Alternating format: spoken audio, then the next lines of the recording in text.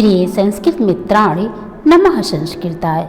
मैं वेदवती यादव आत्रेय ज्ञान कुंज में आप सभी लोगों का स्वागत करती हूँ। रघुवंश महाकाव्य में हमने इसके पहले 15 श्लोक तक पढ़ा था। 15 श्लोक जहाँ पर दिन भर वह गाय विचरण करके अपने आश्रम स्थल को अर्थात अपने आश्रम की तरफ वह गाय प्रस्थान कर रही है और सूर्य भी अपने अस्ताचल को जा रहा है। दोनों की उपमा के बारे में इसके पहले 15 श्लोक तक बताया गया था। अब इसके आगे हम देखते हैं श्लोक 16।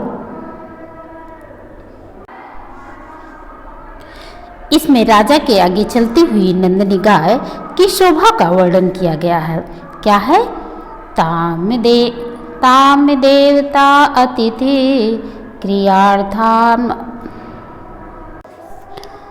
ताम देवतातिथि क्रियार्थम अन्वज्ञ मध्यम लोकपाला बभौ च सतेन शतां मतेन श्रद्धयो साक्षादिदुपन्ना ताम देवता पितृतिथि क्रियार्थाम अन्वज्ञयो मध्यम लोकपाला बभौ च सतेन शतां मतेन श्रद्धयो साक्षादिदुविधिपन्नः ताम देवता पितृ अतिथि क्रियार्थः अन्वज्ञयो मध्यम लोकपालः। मध्यम लोकपाला अर्थात मध्यम होता है पृथ्वी लोक। पृथ्वी का पालन करने वाले ऊपर आकाश है, नीचे पाताल है और बीच में पृथ्वी है। इसी से इसका नाम मध्यम लोक पड़ा और इस मध्यम लोक का पालन करने वाले राजा दिलीप हैं। राजा दिलीप जो मध्यम अर्थात पृथ्वी का पालन करने वाले हैं। देवता पितृ अतिथि क्रियार्थः ताम माने वह नंदिनी गाय जो देवता माने देव पितर तथा अतिथि के कार्यों को संपन्न करने वाली है। वह नंदिनी गाय जो देवता पितर और अतिथि के कार्यों को संपन्न करने वाली है। बभौ चा सा तेन शताम मतेन। बभौ सुशोभित हो रहे हैं, शताम मतेन सज्जनों के द्वारा सम्मानित, सज्जनों के द्वारा सम्मानित, सज्जनों के द्वारा पूजित वह नंदिनी गाय उस समय बभौ माने वैसे ही सुशोभित हो रही है जैसे श्रद्धेय साक्षादिपन्ना, जैसे सज्जनों के द्वारा किए गए अनुष्ठान से युक्त श्रद्धा शोभा पा रही हो। फिर से एक बार देख लीजिए। ताम देवता अतिथि, ताम माने वह नंदिनी गाय देवता पितर तथा अतिथि कार्य यानी यज्ञ श्रद्धा और भोजन आदि कार्यों को पूरा करने वाली वह नंदिनी गाय अन्य मध्यम लोकपालः।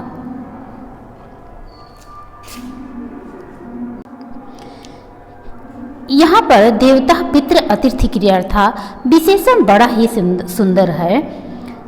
वह गाय देवता कार्य में उपयोगी है। पंचगव्य जैसे दूध, दही, घी, गोबर तथा गोमूत्र दिव्य कहे जाते हैं तथा और दान आदि क्रियाओं में भी गोदान महत्वपूर्ण होता है। इस प्रकार से देव कार्यों को और पितृ कार्य में जैसे गव्यों का प्रयोग होता है, गोदान आदि होता है। यहाँ तक कि बैतरणी पार करने में भी गाय ही आश्रय है। अतिथि और अतिथि कार्य में अतिथियों के सत्कार में गाय के दूध दही, अतिथियों का सत्कार गाय के दूध दही घी आदि से उनका सत्कार किया जाता है। इस प्रकार महर्षि की वह गाय देवता पितृ एवं अतिथि कार्यों का कारण है, यानी अतिथि कार्यों को संपन्न करने वाली है।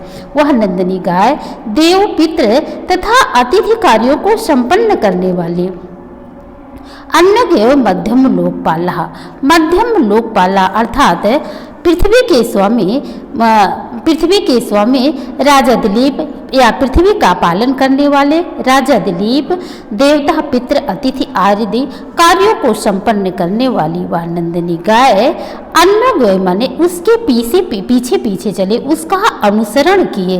उसी प्रकार से जैसे बभौ च सतेन सतामतेन श्रद्धेय साक्षादिपन्ना, जिस प्रकार से सज्जनों के द्वारा पूजित राजा से युक्त वह नंदिनी गाय भी वैसे ही सुशोभित हो रही थी जैसे श्रद्धेय साक्षादिपन्ना, जैसे सज्जनों के द्वारा किए गए अनुष्ठान से युक्त साक्षात श्रद्धा शोभा पाती हो। उम्मीद करते हैं कि शायद आपकी समझ में आ गया होगा। अब हम बढ़ते हैं अगले श्लोक की तरफ। अगले श्लोक में वन की संध्याकालीन शोभा का वर्णन है। जब राजा दिलीप गाय को लेकर के वापस लौट रहे थे तो सायंकालीन संध्याकालीन क्या क्या दृश्य दिखाई दे रहा था उसका वर्णन किया गया है। सहपल्लो तीण्वारायुधान आवास वृक्षो उन्मुख वर्णान ययो मृगाधिशित सादलानि श्यामायमानानि वनानि पश्यन् सह पल्लवौ तीण्वारायुधान्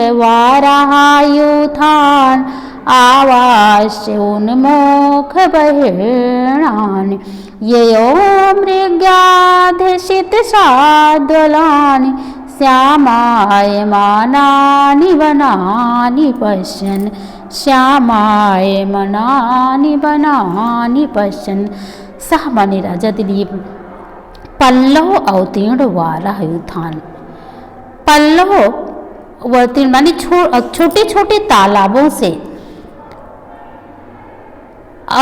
वारह माने सुअर के, युथ माने समूह से निकलते हुए, छोटे छोटे तालाबों से निकलते हुए सुअर के समूह, अर्थात वह वन जहाँ जंगली सुअरों के झुंड तालाब से निकल रहे थे।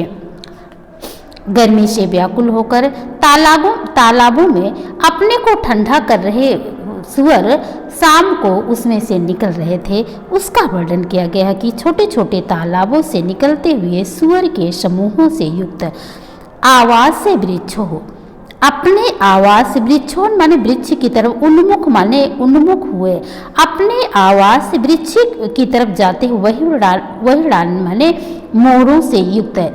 जिस वन में मोर अपने निवास वाले वृक्षों को जाने के लिए उत्सुक थे, अर्थात शाम के समय मोर भी अपने आवास वृक्षों की तरफ उड़ रहे थे।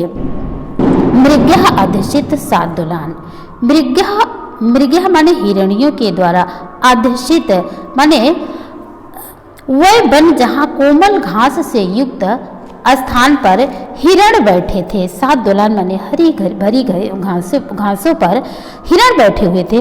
श्यामायमानान, ये इसे श्याम रंग के, जो श्याम वर्ण के हो रहे थे, उन वनों को पश्चिम माने देखते हुए, बनान माने वन को, उन वनों को देखते हुए यो माने चले। फिर से देख लीजिए एक बार। सह पल्लव तीर्ण वारायुधान, छोटे छोटे तालाबों से निकलते हुए सुअर के समूहों से युक्त आवास वृक्षों उन्मुख बहिर्णान, तथा अपने आवास से वृक्ष की तरफ उन्मुख हुए मोरों से युक्त ययो मृगः अधिष्ठित साद्वलान, तथा हरी भरी घास पर लौटते हुए मृग के समूहों से युक्त श्यामायमानानि वनानि पश्यन्ति, श्याम रंग के वनों को पश्चिम माने देखते हुए राजा दिलीप अपने मुनि के आश्रम की तरफ चले। यहाँ कालिदास ने वनों की शोभा का वर्णन किया है। विशेष रूप से दिन ढलते समय वन की शोभा अत्यधिक सुंदर हो जाती है। वन सूकर गड्ढों को पार करके गृहों की ओर गए हैं और दिन में भी वह गड्ढों में ही अपने को व्यस्त रखते थे, अपने को रखते थे, और शाम का समय हो गया है, वे अपने आवास की तरफ वापस जा रहे हैं। मयूरों ने वृक्षों पर अपने आवास को बना रखा था और दिन ढलता देख करके वे अपने आवास से वृक्ष की तरफ उन्मुख हो गए हैं। वन की सस्य श्यामता भूमि जो मृगों से भरी हुई है वह दिन के ढलते समय प्रकाश की कमी के कारण मलिनतावश और श्यामल दिखने लगे हैं। इस प्रकार संपूर्ण वन की शोभा को निहारते हुए राजा दिलीप सनय सनय माने धीरे धीरे अपने आश्रम स्थल की ओर विचरण कर रहे हैं, अर्थात ऐसा देखते हुए वह अपने आश्रम स्थल की ओर लौट रहे हैं। फिर हम बढ़ते हैं अगले श्लोक की तरफ। फिर स्थूलता के कारण नंदिनी और राजा दोनों की गति एकदम मंथर है, धीमी है, उसका वर्णन किया गया है। आइए हम देखते हैं। आपीन भारो उदहन प्रयत्नाद दृष्ट गुरुत्वाद वपुषो नरेन्द्र उभयालं चक्रतुरञ्चिताभ्यां तपोवनं वृत्तिपथं गताभ्याम् आपीन भारो उदहन प्रयत्नाद गृष्टे गुरुत्वाद वपुषो नरेन्द्र उभालंग चक्रतुरञ्चिताभ्यां तपोवनं वृत्तिपथं गताभ्याम। यहाँ से अर्थ ले लीजिए गृष्टि। गृष्टि माने होता है पहली बार बच्चा देने वाली वह नंदिनी गाय, पहली बार बच्चा देने वाली वह नंदिनी गाय। आपीन भारो उदहन प्रयत्नाद, आपीन भारो उदहन प्रयत्नाद यानी स्तनों के बोझ को धारण करने के परिश्रम से पहली बार बच्चा देने वाली वह नंदिनी गाय आपीन भारो उदहन अपने स्तनों के भार को ढोने से प्रयत्नाद माने प्रयत्न से वपुषो नरेन्द्र, नरेन्द्र माने और राजा दिलीप, राजा दिलीप वपुषो गुरुत्वाद, गुरुत्वाद माने होता है भारी, वपुषो माने शरीर से, और राजा दिलीप अपने शरीर के भारीपन के कारण उभालंचक्रतु रंचिताभ्याम, उभा माने ये दोनों, अलंचक्रतु माने सुशोभित किया, इन दोनों ने सुशोभित किया। क्या सुशोभित किया? तपोवन वृत्तिपथम, तपोवनम माने तपोवन से लौटने का रास्ता, गताभ्याम माने जाते हुए, तपोवन को वापस जाते हुए इन दोनों ने मार्ग को सुशोभित किया। आपीन, फिर से देख लीजिए, आपीन भारो उदहन प्रयत्नाद, आप पहले गृष्टि पहली बार बच्चा देने वाली वह नंदिनी गाय अपने थनों के भार को उठाने के प्रयत्न बस गुरुत्वाद नरेन्द्र और राजा के दिलीप के शरीर के भारीपन के कारण उभयालंग चक्रतु रंचिताभ्याम, इन दोनों ने तपोवन वृत्तिपथम गताभ्याम, इन दोनों ने तपोवन के मार्ग को सुशोभित किया। तपोवन के और मंद मंद गति से लौटते हुए धेनु तथा उसके पीछे चलते हुए राजा की सुंदर गति का वर्णन किया गया है। धेनु की मंद गति के पीछे उसके थनों के भार का कारण था, और यहाँ पर राजा की मंद गति उस गाय की गति पर निर्भर हो रही थी, अर्थात उनकी विस्तृत काया के कारण ऐसा कल्पित हुआ है कि वो भी उस गाय की चाल के अनुसार धीरे धीरे चल रहे थे। इन दोनों की मंद मंद मधुर गतियों से तपोवन के मार्ग की भय शून्यता का बोध हो रहा था, अर्थात पहली बार बच्चा देने वाली वह नंदिनी गाय अपने स्तनों के भार को ढोने के प्रयत्न से और शरीर के भारी पर होने के कारण राजा दिलीप ने उभालंच करतु रंचिताभ्याम, इन दोनों ने सुंदर गतिभ्याम माने चाल के द्वारा, इन दोनों ने अपने चाल के द्वारा तपोवन वृत्तिपथम, तपोवन वाले मार्ग को अलंचक्रतु माने सुशोभित किया। इन दोनों ने अपनी सुंदर चाल, मनोहर चाल, मंद मंद चाल के द्वारा तपोवन के मार्ग को सुशोभित किया।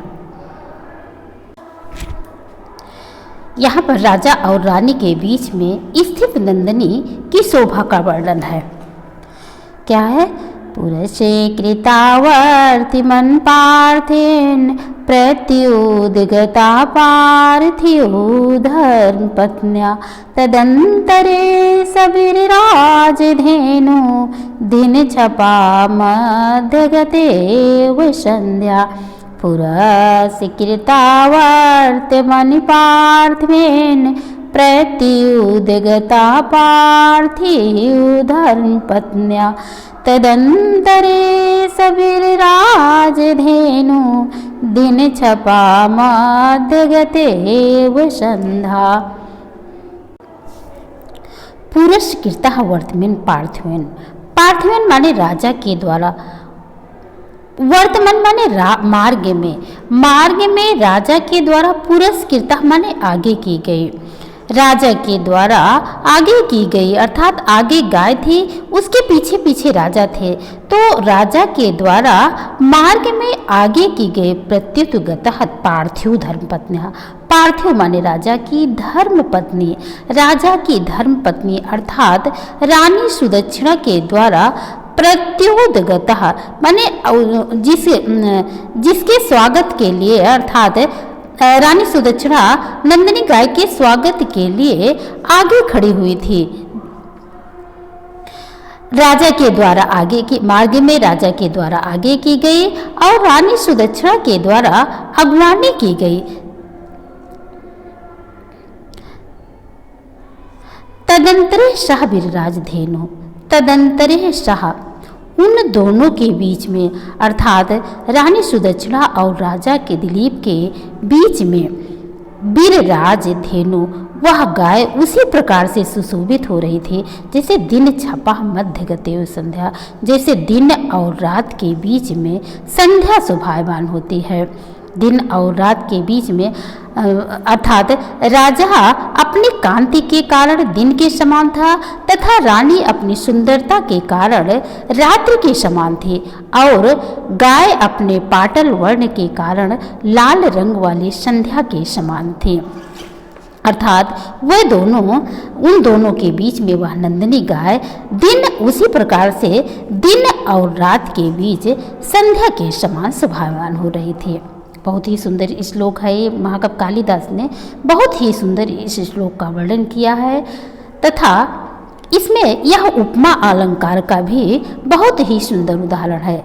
पुरस्कृतः वर्तमान पार्थमेन, राजा के द्वारा मार्ग में, पुरस्कृतः माने आगे की गई, राजा के द्वारा आगे की गई प्रत्युद्गतः पार्थिव धर्मपत्ना और रानी के द्वारा, अर्थात राजा की धर्मपत्नी रानी सुदक्षिणा के द्वारा अगवानी की गई।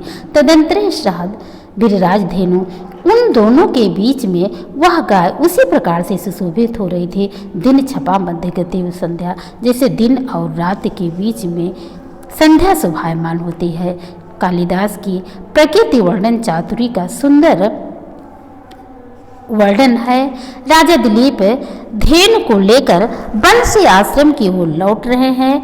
आश्रम के द्वार पर रानी सुदक्षिणा अपलक नेत्रों से उन्हें निहारते हुए खड़ी हुई हैं।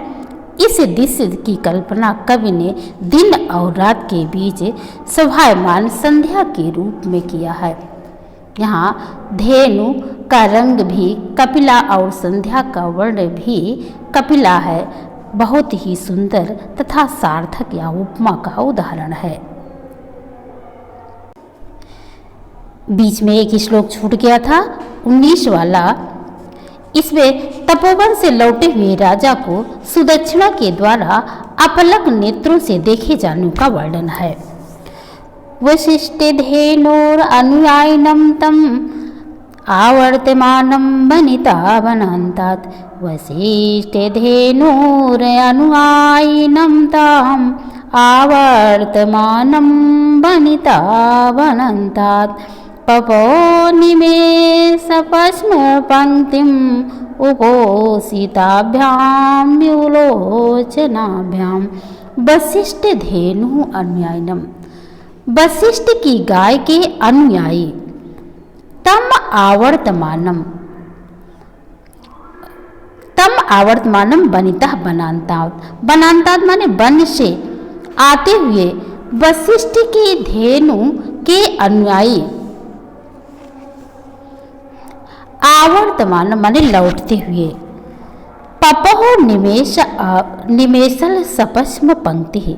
पपो माने पिया, निमेषल अर्थात अपलक नेत्रों के द्वारा जिनकी बरौनियां बंद होने या गिरने में अलसाती थी, अर्थात टकटकी लगाकर देख रहे थे।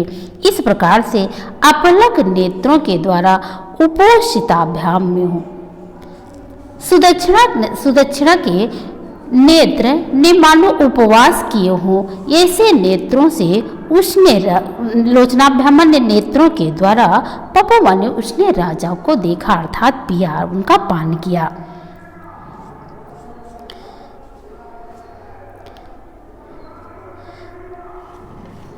वशिष्ठ धेनु अनुयायिनम, वशिष्ठ की गाय के अनुयायी, अर्थात वशिष्ठ की गाय का अनुगमन करते हुए तम आवर्तमानम बनिता। उनकी पत्नी वन से वापस लौटते हुए उनकी पत्नी ने पपो निमेष लस पक्ष पंक्ति अपलक नेत्रों के द्वारा, अर्थात टकटकी लगाए हुए अपलक नेत्रों के द्वारा जिनके पलक गिर नहीं रहे थे, जिनके पलके झपका नहीं रही थी, अर्थात ऐसे नेत्रों के द्वारा उपोषिताभ्याम मानो प्यासे हुए नेत्रों के द्वारा, अर्थात ऐसे नेत्र जिन्होंने, अर्थात ऐसे नेत्र जो उपवास किए हों, ऐसे नेत्रों के द्वारा लोचनाभ्याम ने नेत्रों के द्वारा रानी सुदक्षिणा ने राजा दिलीप को देखा। राजा दिलीप जब वन को जा रहे थे, वन में जाते समय उन्होंने रानी सुदक्षिणा को आश्रम में लौटा दिया था और सायंकाल के समय राजा जब धेनु सहित गाय सहित वापस लौट रहे हैं तो उनकी प्रतीक्षा करती हुई रानी सुदक्षिणा अपने नयन पलकों को झपकाने में भी आलस्य कर रही हैं, अर्थात उन्होंने उत्सुक नेत्रों के द्वारा राजा दिलीप को का पान किया, अर्थात राजा दिलीप को देखा। फिर यहाँ देखते हैं रानी सुदक्षिणा के द्वारा नंदिनी की पूजा करने का वर्णन किया गया है। प्रदक्षिणी कृत्य पयस्वनीं तां सुदक्षिणा साक्षात् पात्रहस्ता प्रणम्य च विशालम् अस्या श्रृंगान्तरं द्वारमिवार्थसिद्धे। प्रदक्षिणी कृत्य पयस्वनीं तां सुदक्षिणा साक्षात् पात्रहस्ता सुदक्षिणा साक्षात् पात्रहस्ता प्रणम्य नर्च विशालम् अस्या श्रृंगान्तरं द्वारमिवार्थसिद्धे। प्रदक्षिणीकृत्य पयस्वनीं ताम पयस्वनीम, ताम माने वह, पयस्वनी माने अधिक दूध देने वाली, वह अधिक दूध देने वाली नंदिनी गाय की सुदक्षिणा में, अर्थात रानी सुदक्षिणा ने अधिक दूध देने वाली नंदिनी गाय की रानी सुदक्षिणा ने सा अक्षत पात्र हस्ता यानी अक्षत सहित युक्त पात्र को हाथ में लेकर के प्रदक्षिणीकृत माने प्रदक्षिणा करके, अक्षत से युक्त पात्र को हाथ में लेकर के रानी सुदक्षिणा ने ताम पयस्वनीम अधिक दूध देने वाली उस नंदिनी गाय की प्रदक्षिणीकृत माने प्रदक्षिणा किया। उसके बाद प्रणम्य चा अनर्च विशालम अस्या, प्रणम्य चा अनर्च, प्रणम्य माने प्रणाम करके, चा अनर्च और उसकी पूजा करके, विशालम अस्या उसके विशाल श्रृंगांतरम माने सिंहों के बीच में, अर्थात सिंहों के बीच में मस्तक का भाग होता है, मस्तक पर तिलक लगाकर द्वार मिवार्थ सिद्धे।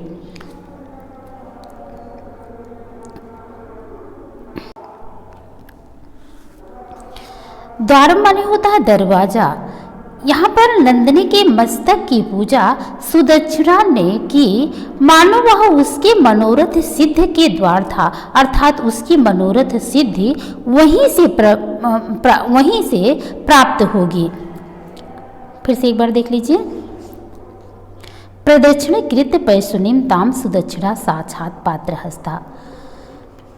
अक्षत सहित पात्र को हाथ में लेकर के रानी सुदक्षिणा ने उस अधिक दूध देने वाली नंदिनी गाय की प्रदक्षिणा की। प्रणम में चानर्च विशालम अस्याह, और प्रणाम करके पूजा की विशालम अस्याह, और उसके विशाल सिंहों के बीच में, उसके विशाल सिंहों अर्थात बड़ी बड़ी सिंहों के बीच में मध्यवर्ती भाग अर्थात ललाट पर यानी मस्तक पर सिरिंगांतरम सिंहों के बीच में अर्थात मस्तक पर द्वार मेवार्थ सिद्धे कार्य सिद्धि के द्वार के समान पूजा की।